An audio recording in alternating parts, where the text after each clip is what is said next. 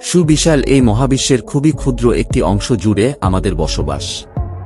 বিজ্ঞান ও প্রযুক্তির অসাধারণ উন্নতির পরেও তাই এই বিশ্বব্রহ্মাণ্ডের অধিকাংশই আমাদের কাছে রহস্যে ঘেরা। মহাবিশ্বের এই রহস্যগুলো নিয়ে নিশ্চয়ই আমাদের কারোই আগ্রহের কোনো শেষ নেই।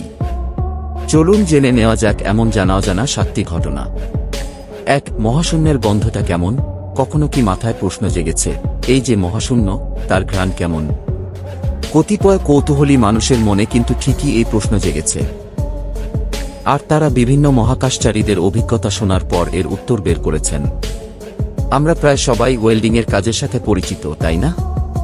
জি হ্যাঁ, ওয়েল্ডিংয়ের কাজের সময় এর আশেপাশে থাকলে যে ঘ্রাণ পাওয়া যায়, মহাশূন্য বা স্পেসের গন্ধটা ঠিক অমন। 2. উত্তপ্ত বরফ।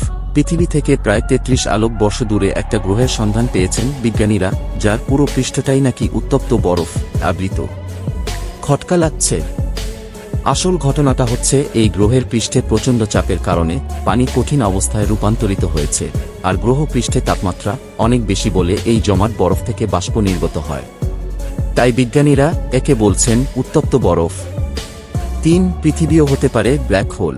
আমরা যে সুন্দর পৃথিবীতে বাস করছি, তাও কিন্তু একটা ব্ল্যাক হোলে পরিণত হতে পারে। তবে এর আগে পৃথিবীকে বেশ শক্ত কিছু নিয়ম মানতে হবে। তারই মধ্যে একটি হল, পৃথিবী নিজেকে কোনোভাবে মিনিমাইজ করে একটা মার্বেলের আকারে পরিণত করতে হবে। যদি কোনোভাবে এটা হয়ে যায়, তবে পৃথিবীও সর্বগ্রাসী ছোটখাটো একটা ব্ল্যাক হোলে পরিণত হতে পারে। 4. মহাকাশে পানি ফোটানো। সচরাচর পানি ফুটানোর সময় আমরা কি দেখি? বুদবুদ আকারে অনেকগুলো পানির ফোঁটা পাত্রের উপরের দিকে উঠে এসেছে।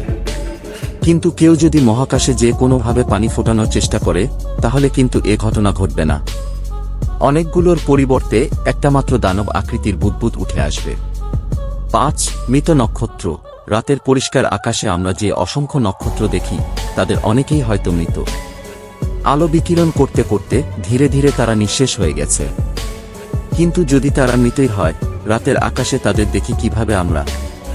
কারণ এসব নক্ষত্রের বেশিরভাগই আমাদের থেকে শতকোটি আলোকবর্ষ দূরে। সেখান থেকে আলো এসে পৌঁছাতে তো সময় লাগবে, তাই না? হ্যাঁ, বিলিয়ন বিলিয়ন বছর পূর্বে তাদের নিঃসৃত আলো আমরা এখন রাতের আকাশে দেখছি, এই এতদিন পরে। 6. হারিয়ে যাওয়া মহাবিশ্ব। এই যে মহাবিশ্বের বিশালতা নিয়ে আমরা কথা বলছি, মহাবিশ্ব কিন্তু তার চেয়েও বিশাল। বিজ্ঞানীদের মতে মহাবিশ্বের প্রায় 75% ডার্ক ম্যাটার এবং ডার্ক এনার্জি রূপে আছে। আমাদের এই মহাবিশ্ব কিন্তু সম্প্রসারণশীল। এই প্রসারণশীল মহাবিশ্বের মাঝে আঠার মতো কাজ করছে ডার্ক ম্যাটার। কিন্তু এই ডার্ক ম্যাটার এবং ডার্ক এনার্জি হয়তো কোনোদিনই পরিমাপ করা সম্ভব হবে না, যদিও বিজ্ঞানীরা এখনই হাল ছাড়তে নারাজ। 7. যেখানে শুরু সেখানেই শেষ। কেউ কখনোই মহাবিশ্বের একদম শেষ প্রান্তে চলে যেতে পারবে না। তাই কারো মনে যদি শখ জাগে যে মহাবিশ্বের শেষ মাথায় কি আছে তা দেখার, তার সে আশায় করে বালি। যদি কখনো কেউ এই মহাবিশ্বের একটা নির্দিষ্ট স্থান থেকে সরলরেখা বরাবর হাঁটতে থাকে, তবে অনন্তকাল হাঁটার পর সে আবার তার শুরুর জায়গাতেই ফেরত আসবে। মহাবিশ্বের বিশালতার মাঝে কত ক্ষুদ্র আমাদের এই পৃথিবী, অথচ এই পৃথিবীর কত রহস্যই এখনো আমাদের অজানা। হয়তো একদিন পৃথিবীর সব রহস্যই সমাধান হবে।